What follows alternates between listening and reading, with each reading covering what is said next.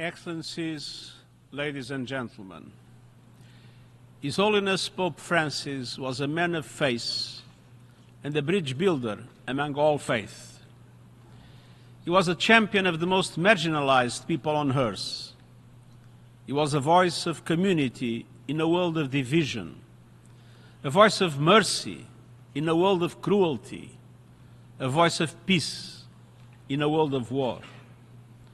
And he was a steadfast friend of the United Nations, addressing member states from this very podium in 2015. During that historic visit, he also spoke of our organization's ideal of, and I quote, a united human family living in harmony, working not only for peace, but in peace, working not only for justice, but in a spirit of justice, end of quote. On behalf of our UN family, I extend my deepest condolences to the Catholic community and to so many others around the world grieving this tremendous loss. Excellencies, Pope Francis was at the helm of the Roman Catholic Church for 12 years, but that was preceded by decades of service and good works. As a young man, Pope Francis found his calling in the slums of Buenos Aires, where his dedication to serving the poor earned him later the title Bishop of the Slums. These early experiences sharpened his conviction that faith must be an engine of action and change. And Pope Francis put that engine into overdrive as an unstoppable voice for social justice and equality. His 2020 encyclical Fratelli Tutti drew a straight line between greed and poverty, hunger, inequality, and suffering.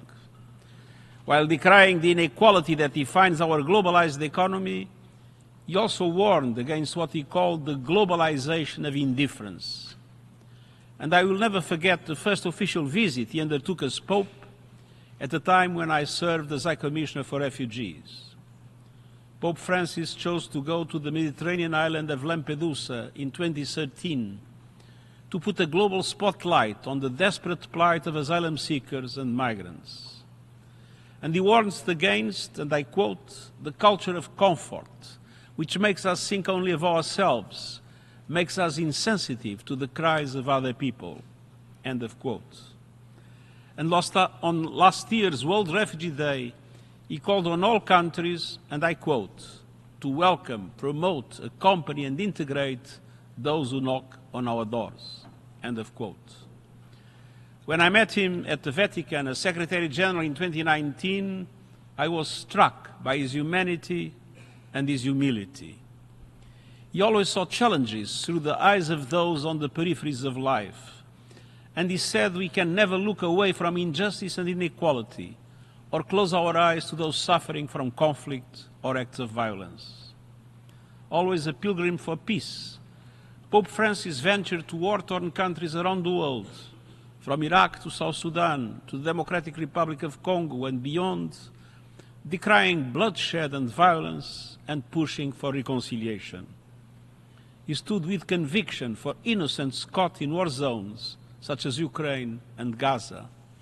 He did it with its global platform, but he also did it in much more personal and profound ways.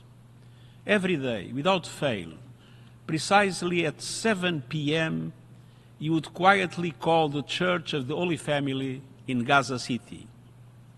As someone at the church said, and I quote, he would ask us how we were, what did we eat, did we have clean water, was anyone injured? It was never diplomatic or a matter of obligation. It was the question a father asks to their sons. End of quote. And in his final message on Easter Sunday, Pope Francis underscored the vital importance of ending these conflicts. Until the very end, Pope Francis embodied the appeal to justice, justice for the people and for the planet. Thanks to his encyclical Laudato Si, published in 2015, he contributed to the adoption of the Paris Accord by calling upon leaders to protect our common home. He also highlighted the clear links between environmental degradation and the degradation of the human condition. Pope Francis understood that those that had contributed the least to the climate crisis felt the worst consequences thereof.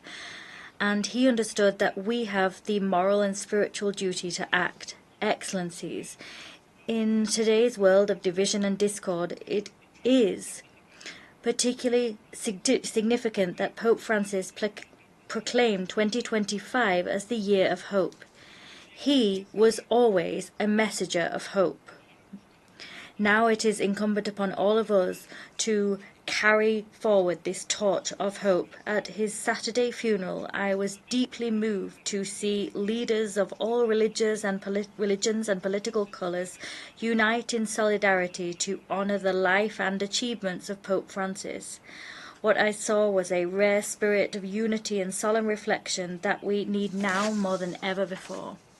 Our world would be a much better place if we were to follow his example of unity, compassion, and mutual understanding through our own words and actions.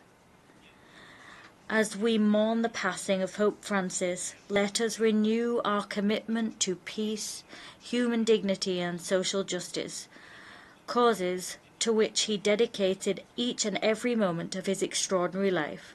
I thank you. I thank the Secretary General.